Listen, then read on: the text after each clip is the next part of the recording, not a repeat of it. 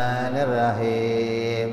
Nawaitu ta'alluma wa ta'lima wa tadhakura wa tadhkira wa naf'a wal intifa'a wal ifadata wal istifadata wal hisalata masuki fi kitabillahi wa sunnati rasulillah sallallahu alaihi wasallam wa du'a ilal huda wa dilalata alal khairi ibtigha'a mardatihi wa qurbihi wa thawabihi wa husnil khatimah ma'al lutfi wal afiyah wa salahil akibah.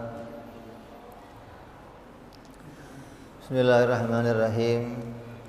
Alhamdulillahirabbil alamin wa bihi nasta'inu ala umuri dunya waddin.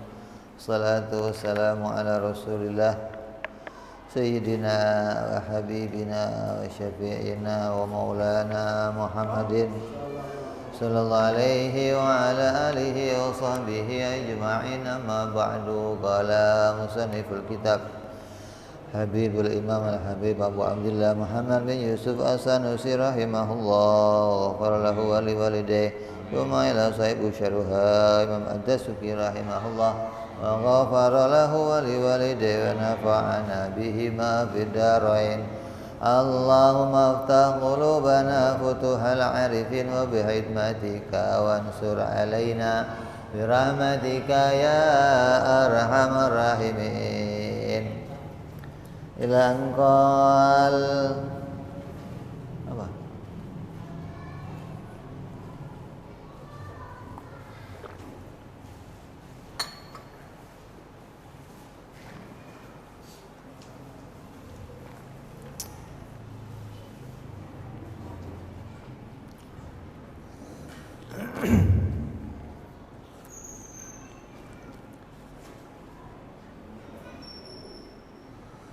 Famimma yajibu li maulana jalla wa azza ishruna sifat.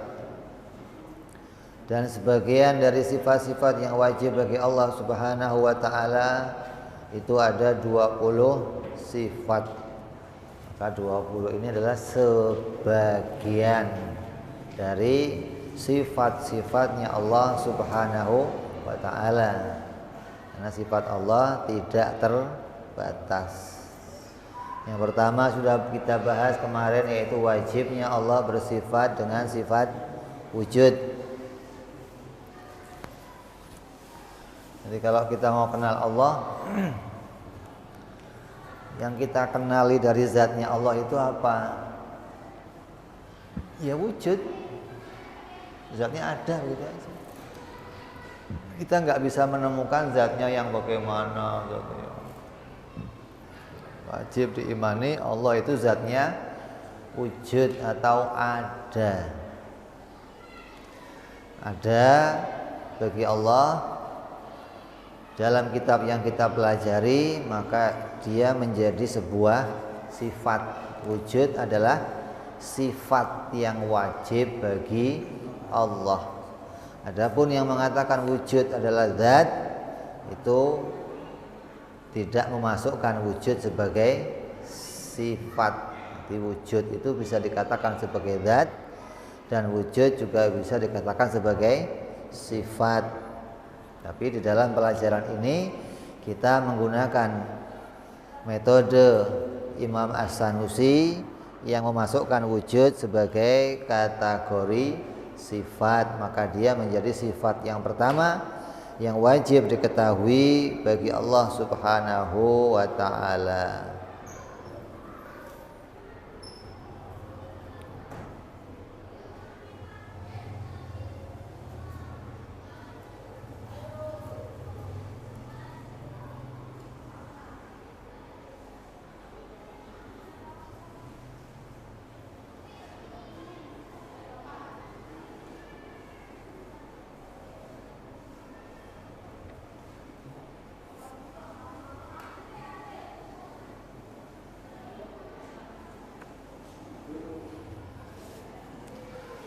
Kemudian yang kedua sifat qidam. Wajib Allah bersifat qidam. Wa asahu annal qidam sifatan salbiyah. Dan pendapat yang asah, pendapat yang sahih, pendapat yang dikuatkan itu berpendapat bahwa sifat salbiyah, sifat qidam ini menjadi sifat salbiyah.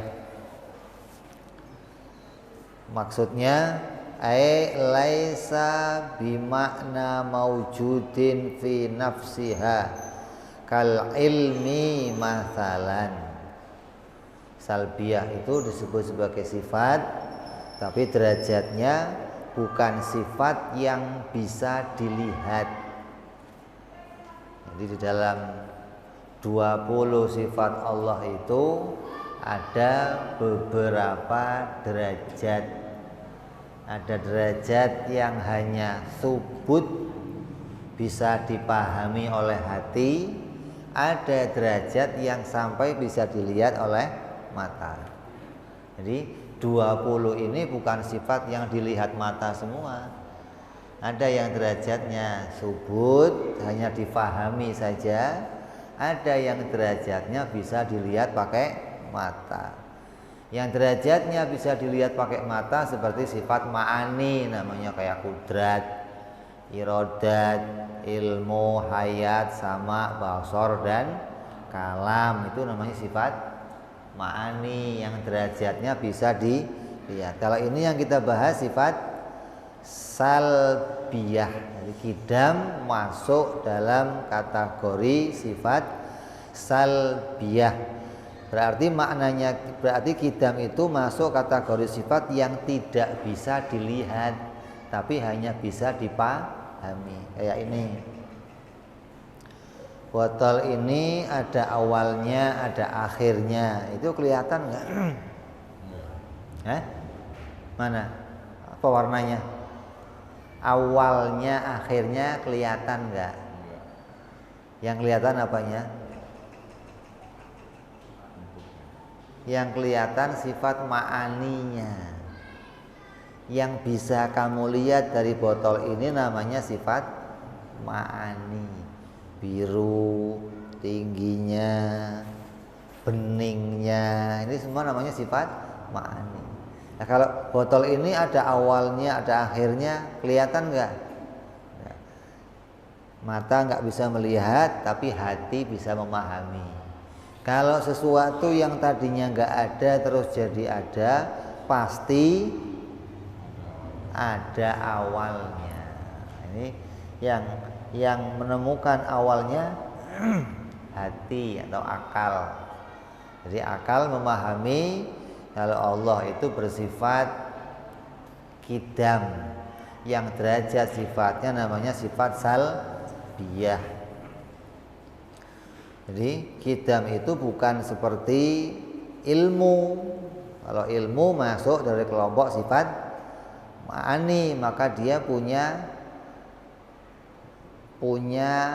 nafsun pada dirinya, punya perkara pada dirinya yang sampai bisa dilihat. Tapi kalau qidam tidak demikian.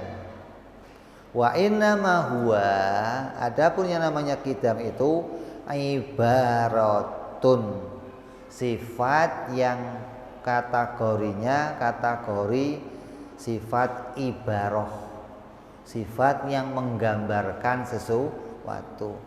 Penggambaran itu ada dua, ada penggambaran yang cocok, ada penggambaran yang tidak cocok. Qidam ini penggambaran yang cocok. Gambar yang nggak cocok gimana? Kayak begini. Saya menggambarkan ini jadi mobil. Ada mobil dari sini, terus di sini ada motor. Itu kan tutup gelas, Beb. Iya. Saya ngerti ini tutup gelas, tapi ini saya lagi gambarin ini sebagai mobil. Berarti gambar yang apa ini? Gambar yang apa namanya? yang enggak cocok. Ibarah yang tidak cocok. Wong tutup gelas kok digambarkan mobil gitu loh. Nah kalau ibarah yang cocok bagaimana? Ibarah yang cocok, ada orang baik, saya gambarkan jadi orang baik. Ini orang baik ya itu asli memang. Orang baik digambarkan sebagai orang baik. Ini laki-laki, ini perempuan. Laki-laki betulan berarti cocok, bukan gambaran yang nggak cocok gitu loh. Jadi orang menggambarkan itu bisa pakai penggambaran yang cocok, ada pula penggambaran yang tidak cocok. Lah kidam ini menggambarkan apa? Kidam itu menggambarkan ansal bil adami sabiq ala wujudi. Menggambarkan tidak adanya ketiadaan sebelum wujudnya.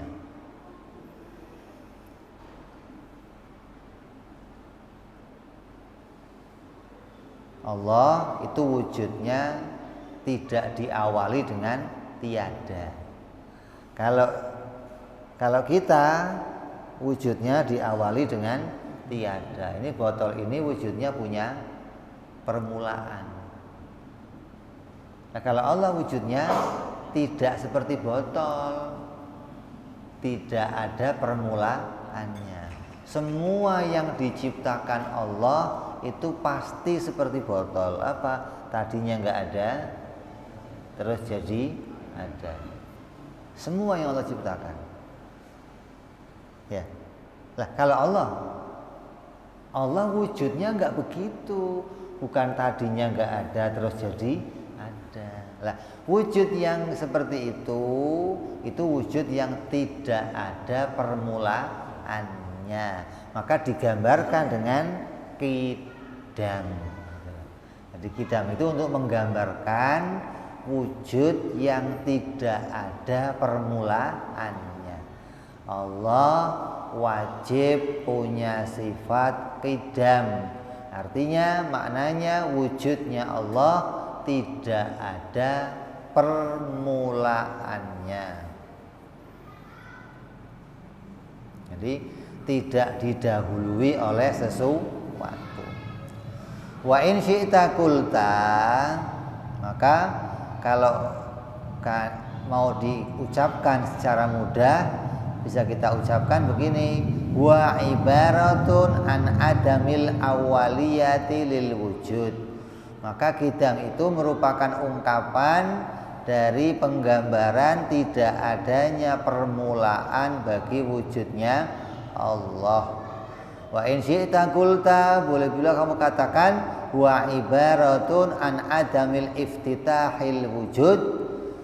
Maka kidam itu adalah merupakan ungkapan dari tidak adanya pembukaan di dalam wujudnya.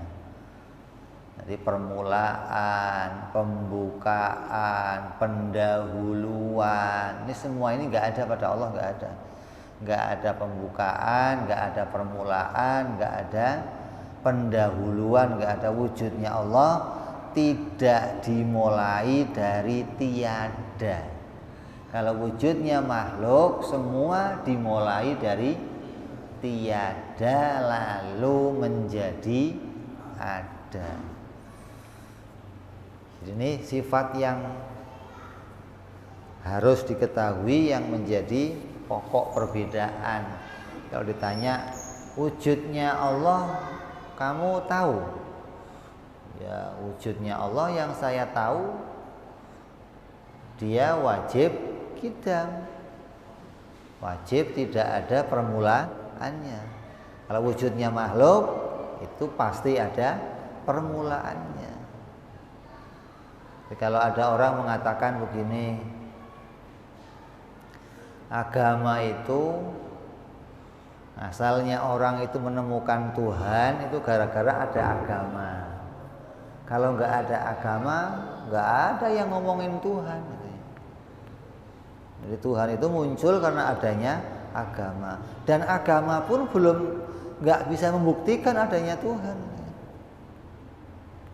Orang itu disuruh bertuhan, pokoknya yakin saja, nggak usah dipikir-pikir Tuhan itu. Ini ada yang berpendapat agama itu mengajarkan kita mengimani Tuhan tanpa dalil. Adapun filsafat itu orang yang nggak pernah ketemu Tuhan, kerjanya nyari tanya mulu. Kalau gini gimana Tuhan? Kalau begini bagaimana? Kalau begini bagaimana? Ujungnya nggak mengimani, hanya tanya-tanya doang. Jadi kalau agama modalnya iman, kalau filsafat modalnya nanya, tapi nggak ada yang pernah membuktikan keberadaan Tuhan. Ini kebodohan namanya. Kalau mengatakan bahwa agama itu disuruh cuman modal yakin kepada keberadaan Tuhan, ini kebodohan, ini kebohongan. Kita mengimani adanya Allah itu qidam, mengimani adanya Allah itu wujud, bukan hanya modal yakin, tapi pakai dalil. Kita punya pembuktian. Pakai apa membuktikannya? Pakai akal. Lah kok saya nggak nemu? Kamu nggak punya akal, gitu.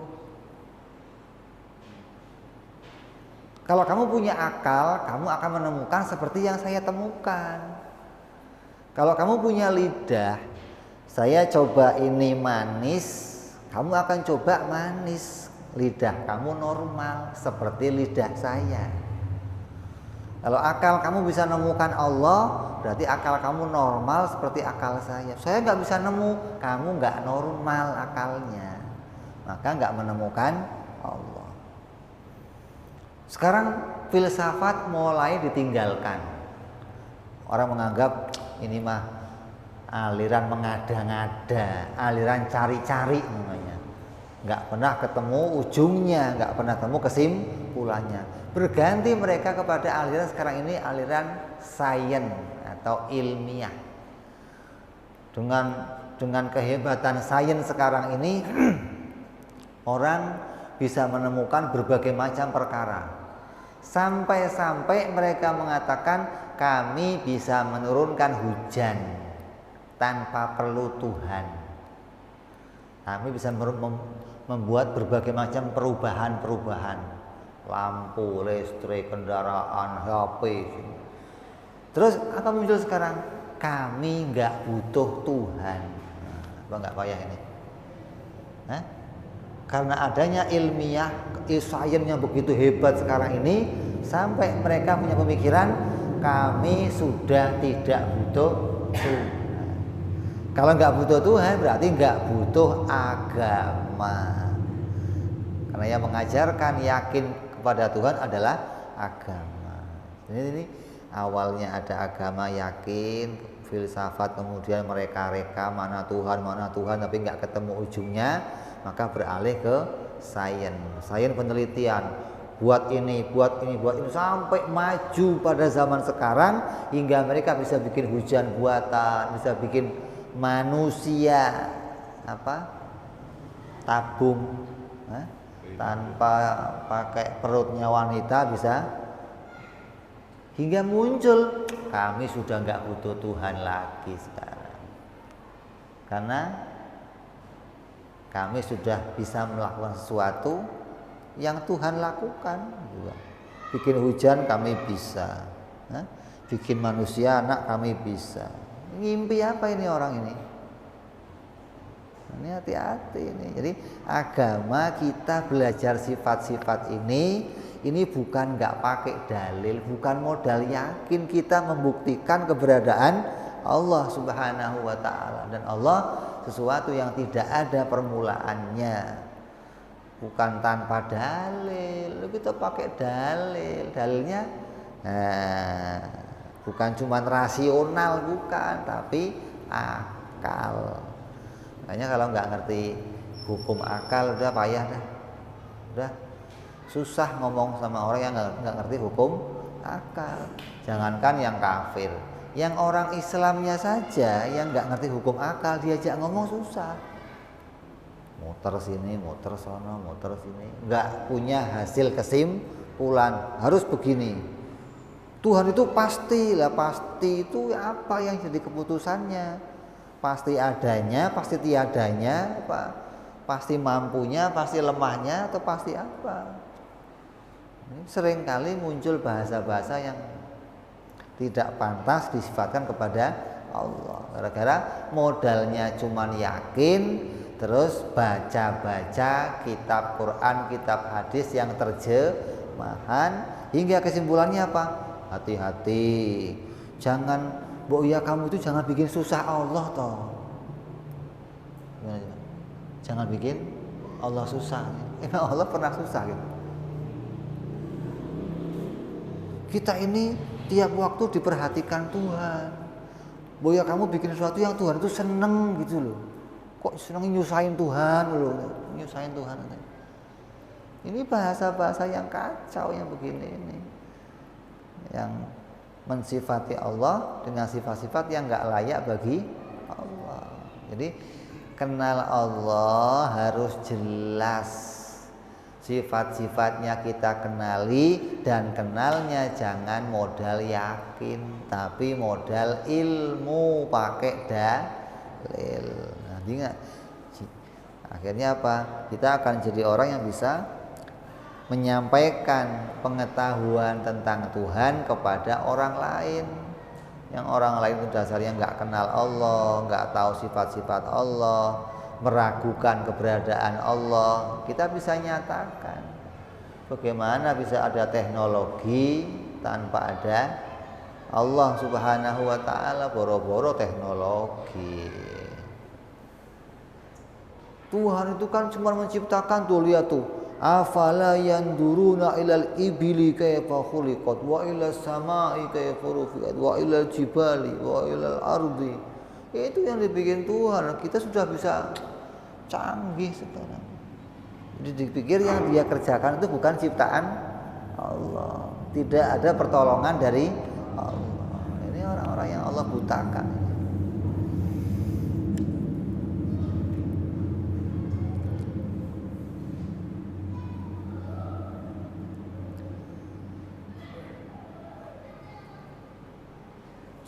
Wa ibaratun an adamil iftitahil wujud, wal ibaratu salah satu bermakna wahid.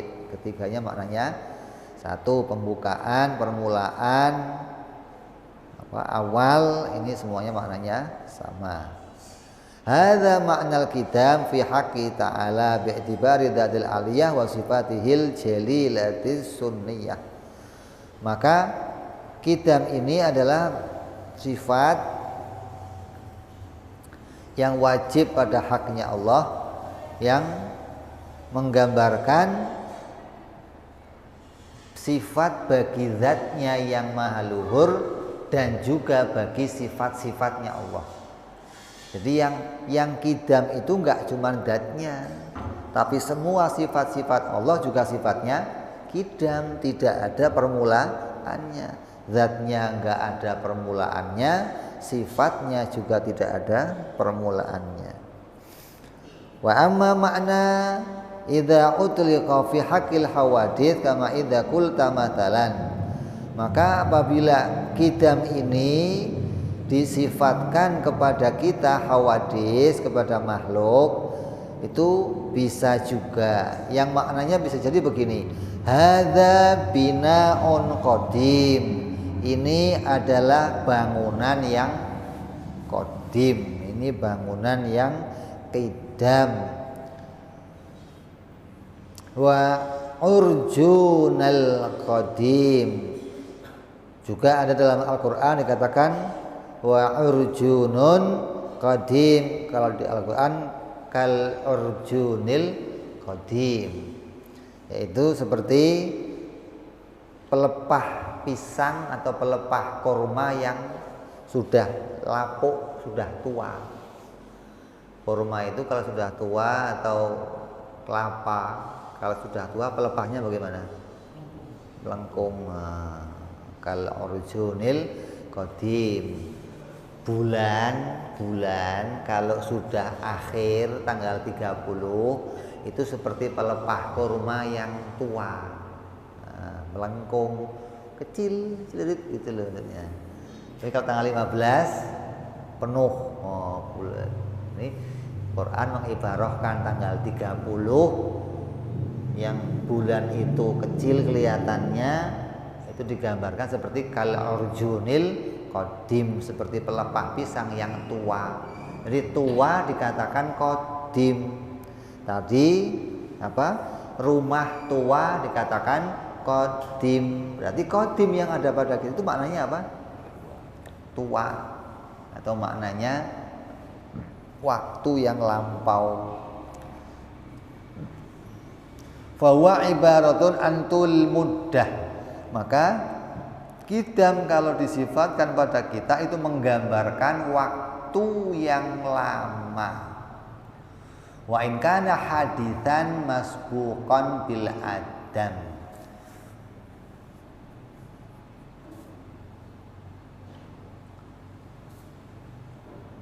Wa in kana haditsan masbuqan bil adam kama fi qouli ta'ala innaka lafi dhalalikal qadim wa qouli ta'ala kal urjunil qadim. Walaupun itu pada hawadis, yang hawadis itu pernah tiada, maka bisa disifatkan dengan sifat qidam, tapi maknanya adalah waktu lampau. Seperti Quran mengatakan, sungguh niscaya engkau akan sesat seperti kesesatanmu yang dulu, atau seperti tandan kelapa yang tua atau tandan kurma yang tua. Wal qidamu bihadzal makna, maka qidam dengan makna ini, qidam yang jadi sifatnya kita itu kalau dimaknai dengan makna ini alallahi ta'ala muhalun, maka mustahil. Qidam yang seperti dalam Al-Quran kalau disifatkan kepada Allah itu maknanya mustahil, nggak mungkin qidam bagi Allah maknanya dulu. Allah itu qadim, artinya Allah sudah dulu dari dulu. Berarti Allah sudah sepuh dong. Sudah tua dong Allah. Kalau sudah tua namanya apa? Sepuh. Kalau sepuh cuman satu-satunya namanya apa? Antik. Itu. Nanti Tuhan barang antik. Sudah tua satu-satunya lagi. Oh, ini antik banget dah ini. Kalau tua tapi umum banyak, itu enggak antik. Tua cuman satu, ini antik banget ini. Jadi kalau Tuhan dimaknai dengan makna ini jadinya barang antik. Hati-hati nih, jangan sampai memaknai qidam dengan makna yang ada pada makhluk. Karena qidam yang ada pada makhluk itu mengibaratkan waktu yang lampau, waktu yang sudah lama. Li'anna wujudahu jalla wa azza la yutaqayyadu bi zamanin, karena Allah itu wujudnya enggak terikat oleh zaman, wala makanin, dan juga tidak terikat oleh tempat, li huduthi kulli minhuma, karena keduanya itu sesuatu yang pasti baru.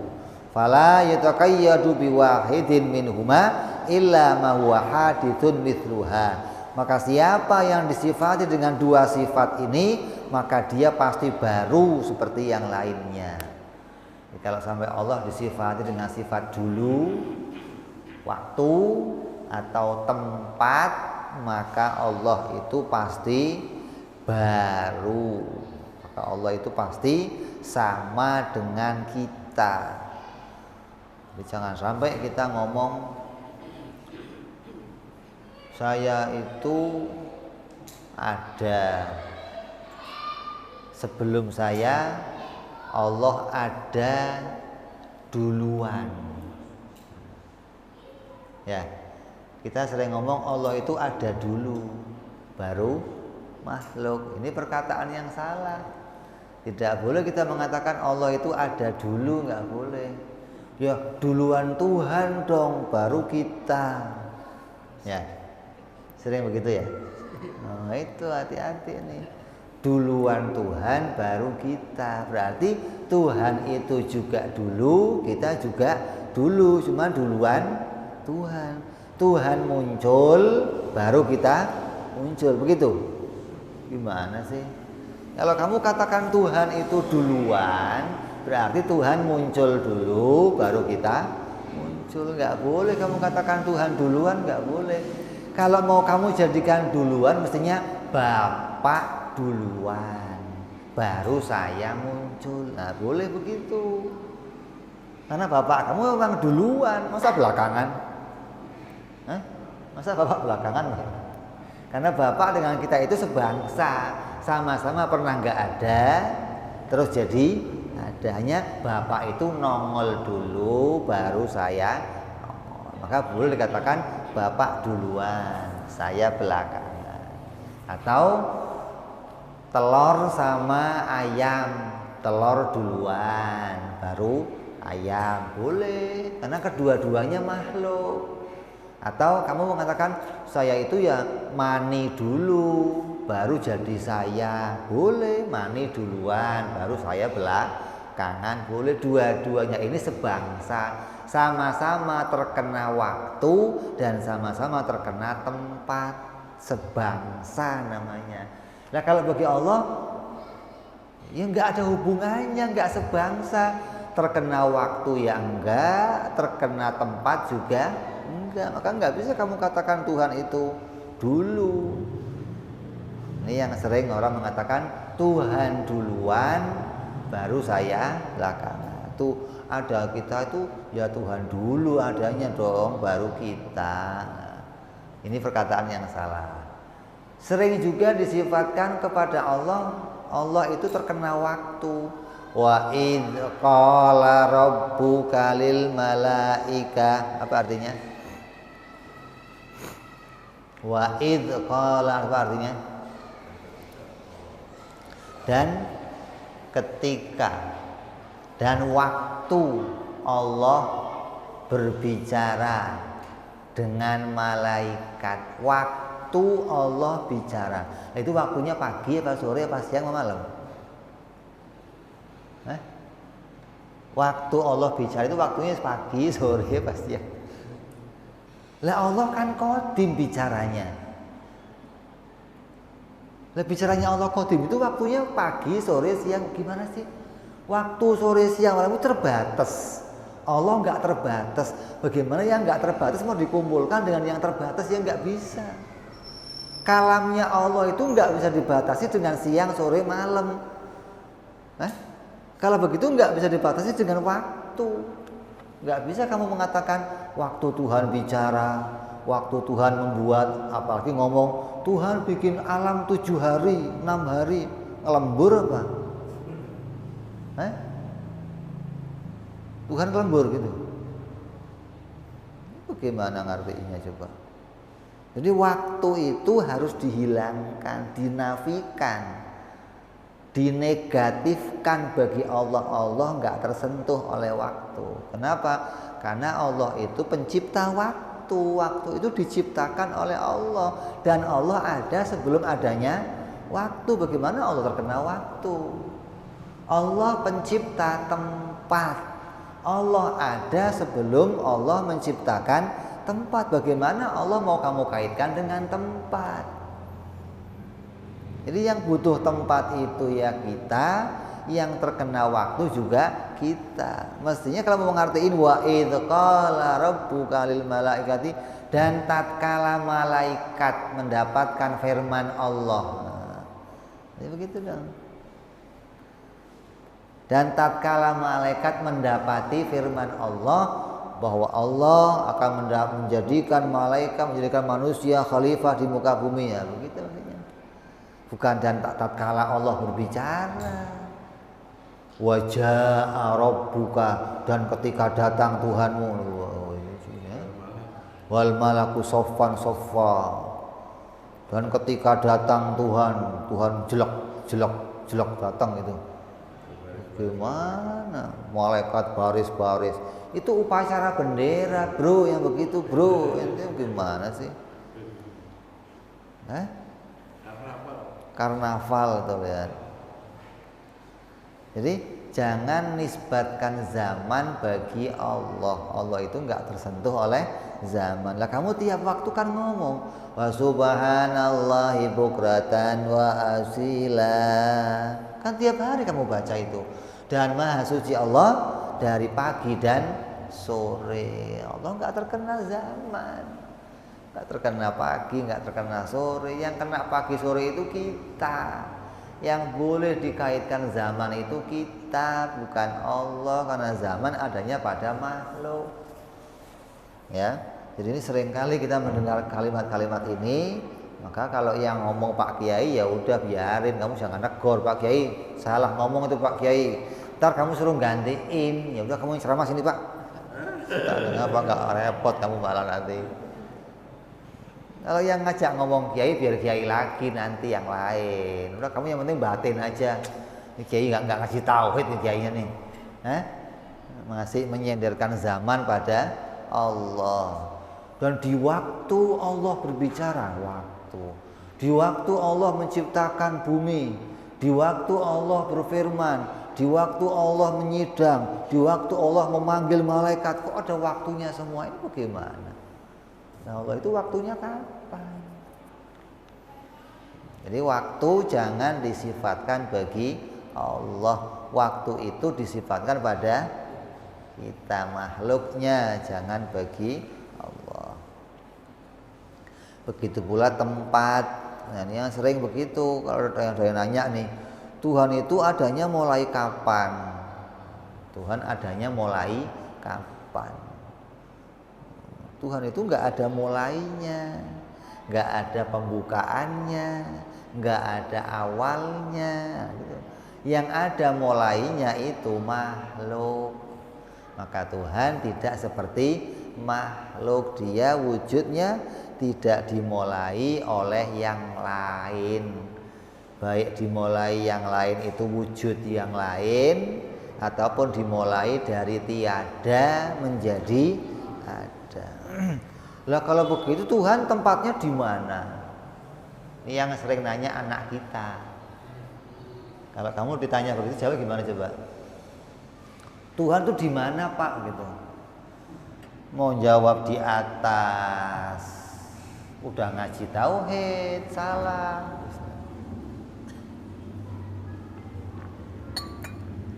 Mau jawab di mana-mana lebih salah. Tuhan kok di mana-mana? Emangnya sampah. Yang di mana-mana itu apa? Sampah, kececeran di mana-mana. Tuhan kok di mana-mana? Berarti di satu tempat itu salah juga. Di banyak tempat salah, di satu tempat salah. Kenapa? Tuhan nggak butuh tempat. Jika anak kita tanya, Tuhan di mana Pak? Tuhan itu ada nak sebelum tempat itu diciptakan. Tempat itu diciptakan untuk kita, makhluknya Allah. Allah tidak membutuhkan tempat. Gitu dong. Jadi kita harus bisa mengimani Allah itu nak berbeda dengan makhluk. Yang butuh tempat itu makhluk. Tuhan Allah yang kita sembah tidak butuh tempat. Nah begitu. Jangan udah nggak usah nanya-nanya, yakin aja. Sangat berat. Itu gara-gara nggak bisa jawab doang maksudnya. Nggak bisa nemu jawaban, dipaksa suruh iman. Ngomong, yakin aja sama lah. Kayak nanya-nanya segala.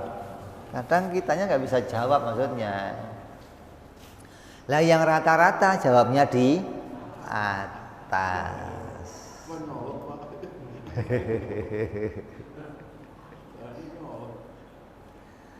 Lah kalau saya jawabnya Tuhan di atas bagaimana Beb? Boleh nggak Beb? Beresiko. Kalau atas sampai dipahami tempat itu beresiko. Karena banyak ulama, para imam-imam kita yang mengatakan siapa yang mensifati Allah dengan sifatnya makhluk, maka dia kafir. Siapa yang mensifati Allah dengan sifat makhluk, maka dia kafir. Kok kafir? Ingkar Quran, ingkar hadis, ingkar ijma'nya ulama, ingkar semua ini. Qur'annya mukhalafa lil hawadis, laisa kamitslihi syai'un. Kok kamu mengimani Allah itu ya di atas seperti ya kamu berarti mengingkari Quran, mengingkari hadisnya Nabi, mengingkari. Nah itu kan ada hadis Nabi mengatakan ada seorang budak datang ke Nabi, Nabi nanya ketika dia mau dibebaskan, kata Nabi, sini saya tes dulu coba iman enggak dia. Kalau dia mukminah, bebaskan dia. Nabi tanya, di mana Allah? Di atas. Saya siapa?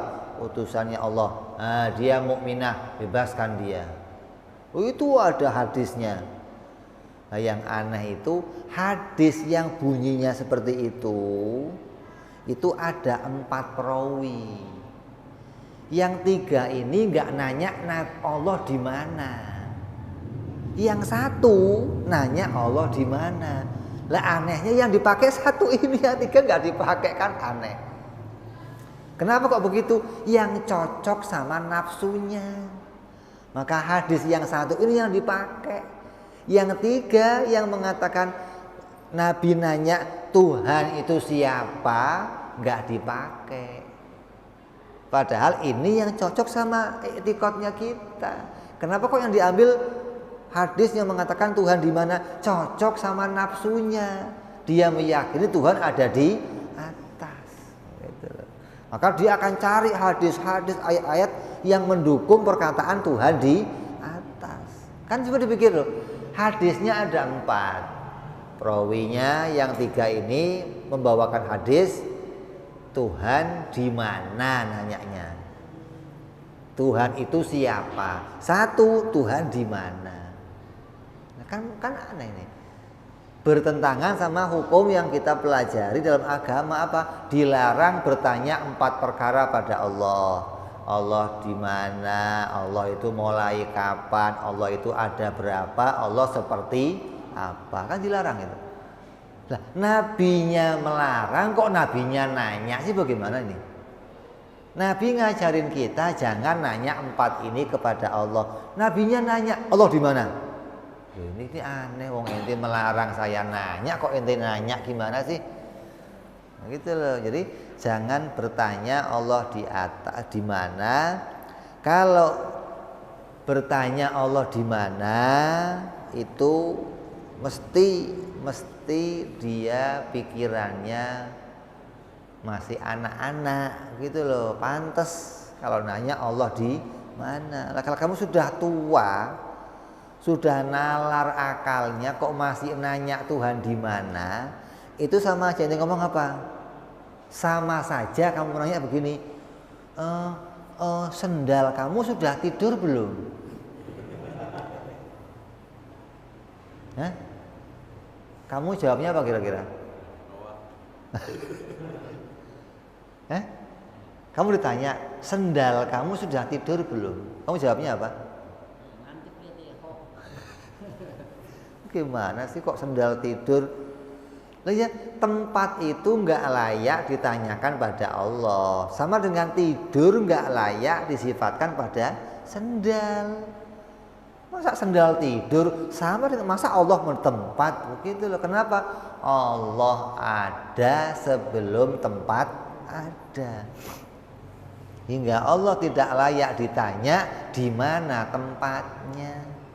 Karena Allah tidak membutuhkan tempat. Ini i'tiqad penting, ini banyak orang keliru dalam hal ini.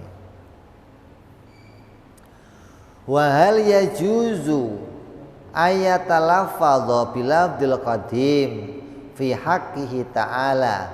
Apakah boleh melafatkan kata qadim bagi Allah Subhanahu wa taala?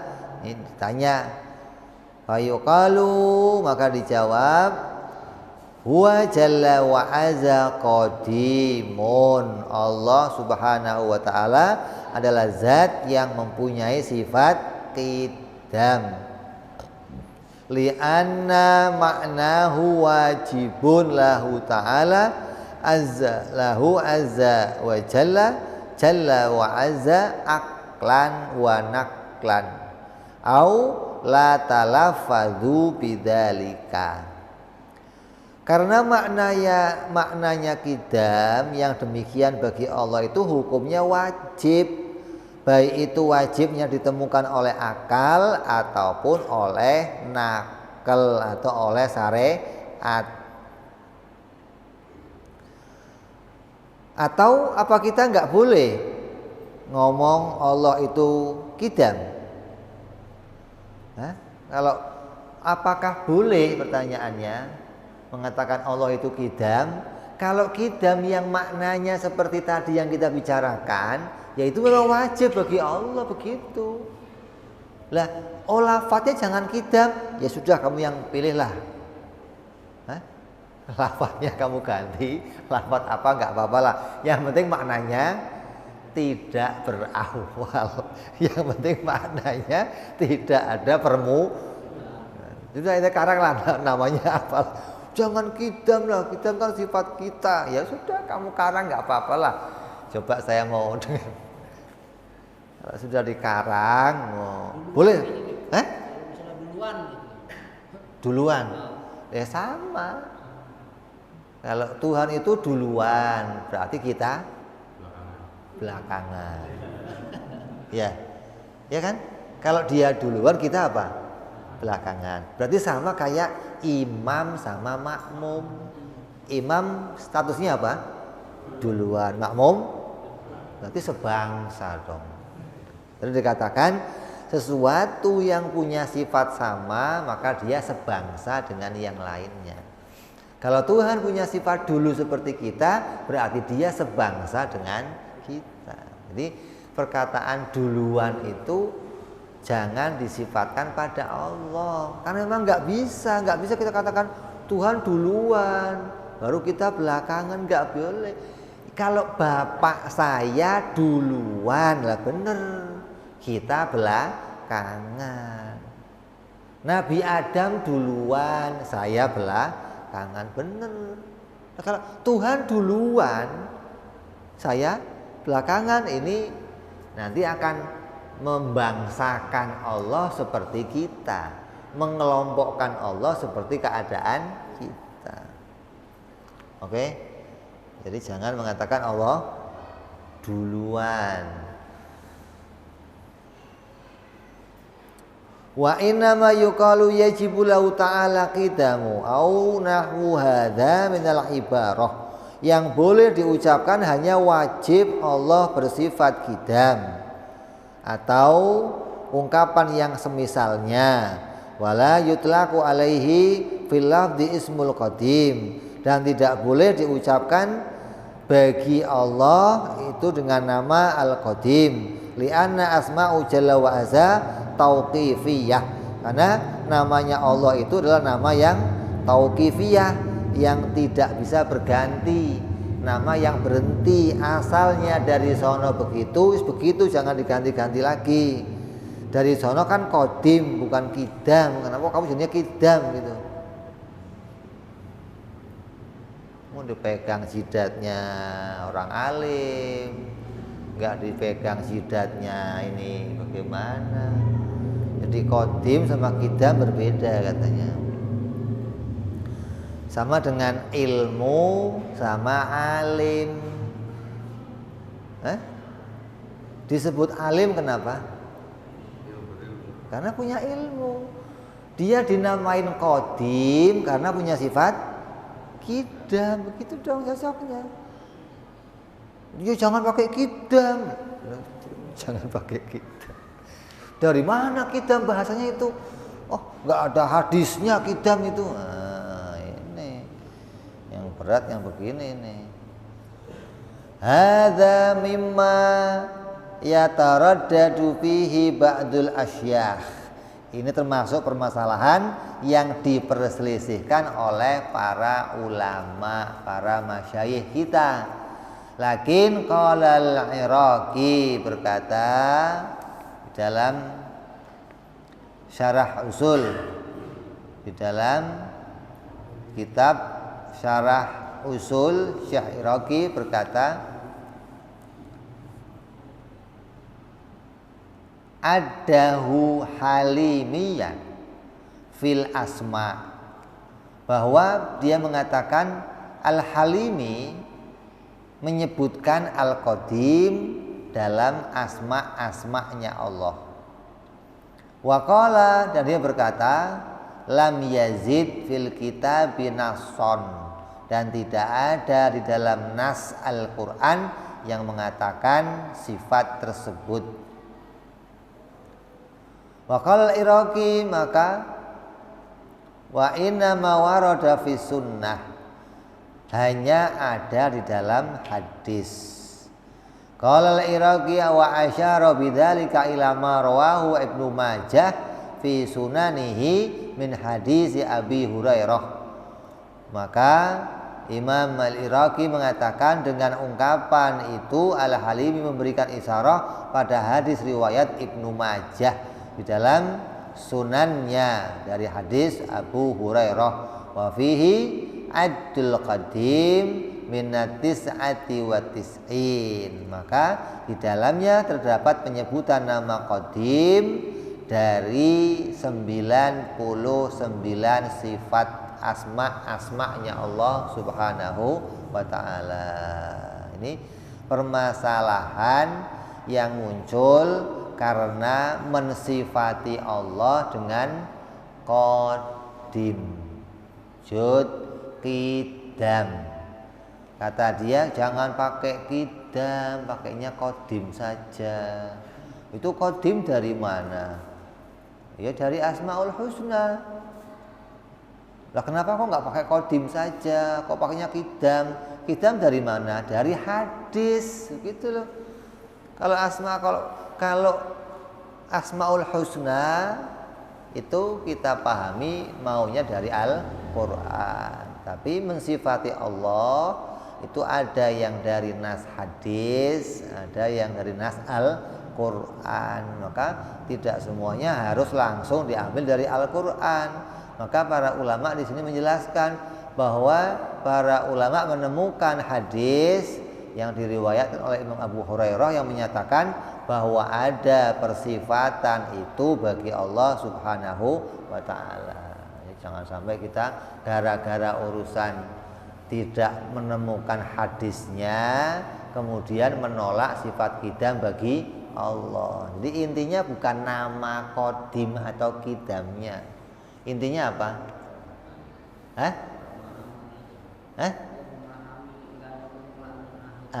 Ibarah enggak berawalnya itu.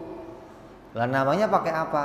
Yang cocok buat kamu apa dah gitu, kita ikut dah gitu aja. Yang penting ibarahnya harus ini gitu loh, bahwa Allah itu tidak berawal, Allah itu tidak ada permulaan, Allah itu enggak didahului oleh sesuatu. Ini yang jadi inti yang harus disifatkan kepada Allah. Karena yang punya sifat Qidam ini hanya Allah, enggak ada lainnya, enggak ada.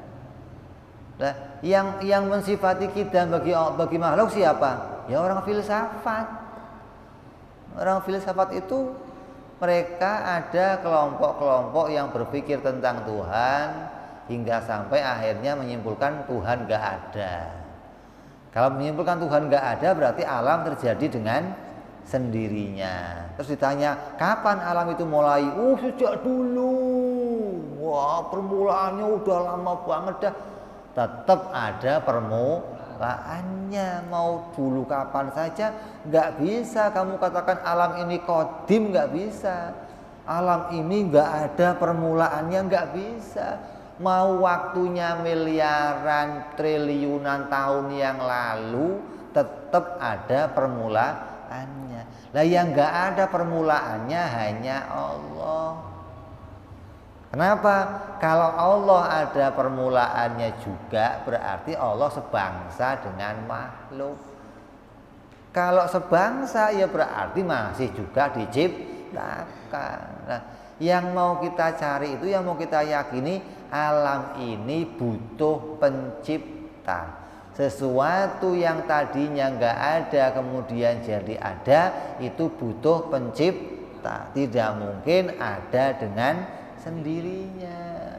Ini butuh akal yang cerdas. Jadi qadim, qidam ini sifat yang wajib. Apa artinya wajib?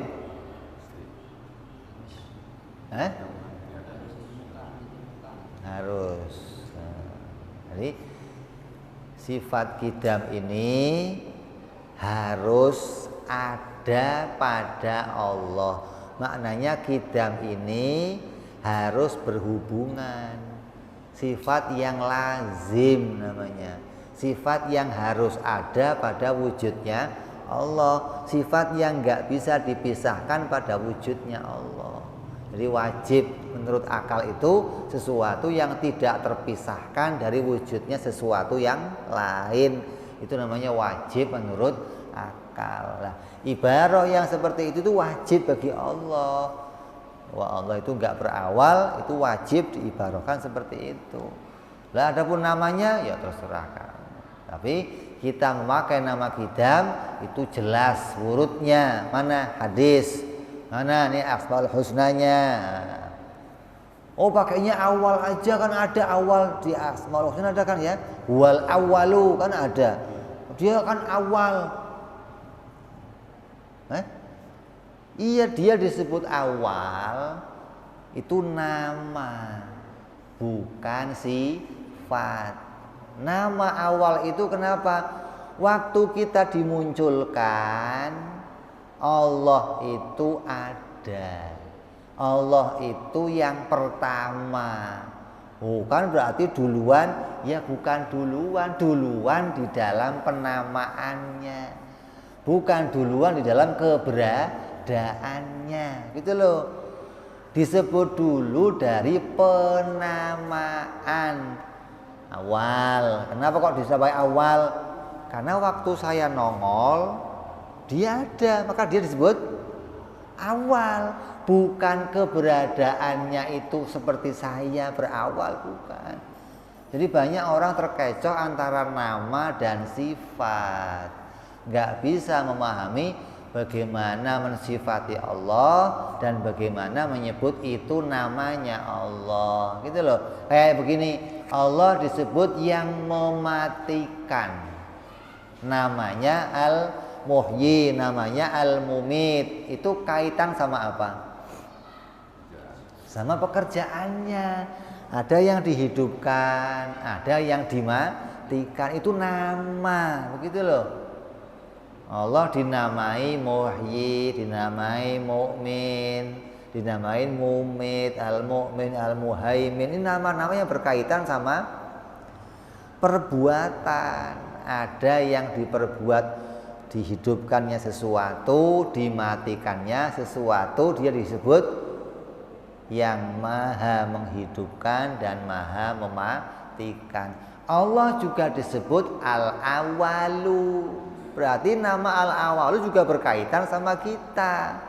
Bukan sifat, bukan. Kalau sifat nggak berkaitan sama yang lain, tapi berkaitan sama dirinya sendiri. Jadi wajib kita kembali bahwa sifat qidam adalah sifat yang tetap pada zatnya Allah, yang maknanya meniadakan adanya permulaan bagi Allah Subhanahu wa ta'ala. Hingga jangan sampai kita menganggap karena tidak mengerti dalilnya, karena tidak mengerti hadisnya, kemudian meragukan dari mana datangnya sifat ini, dari mana permulaannya sifat ini. Ulama itu setiap mereka itu merumuskan satu tatanan, maka mereka sudah mengetahui mana saja hadis yang mendukung tentang itu. Ditanya, kamu sudah cari hadisnya? Sudah, saya nggak ketemu, saya cari hadisnya. Ditanya, berapa hadis yang kamu hafal? Nah, gitu kan. Para imam terdahulu kita hafalnya 1.000.000 hadis, 2 juta hadis, hafalan hadisnya segitu. Kalau dia yang nyari pantes, sudah saya cari nggak ketemu, oh pantes. Kalau kamu yang ngomong, udah saya cari nggak ketemu, kamu nyari di mana mas? Begitu. Berapa hadis yang kamu hafal mas? Begitu.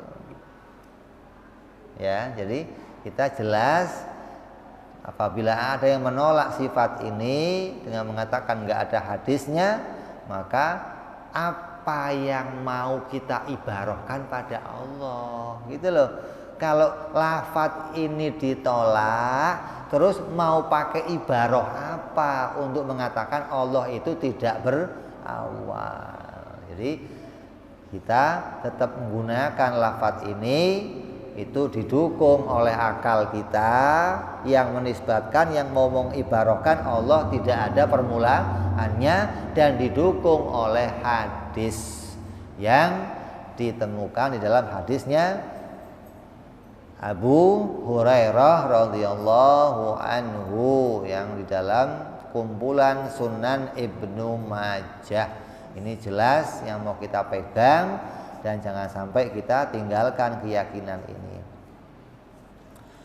Insya Allah kita sambung lagi yang akan datang bicara sifat baqo bagi Allah. Wallahu a'lam bishawab, wa ila hadratin Nabi. Al-Fatihah. A'udzu billahi minasyaitonir rajim. Bismillahirrahmanirrahim.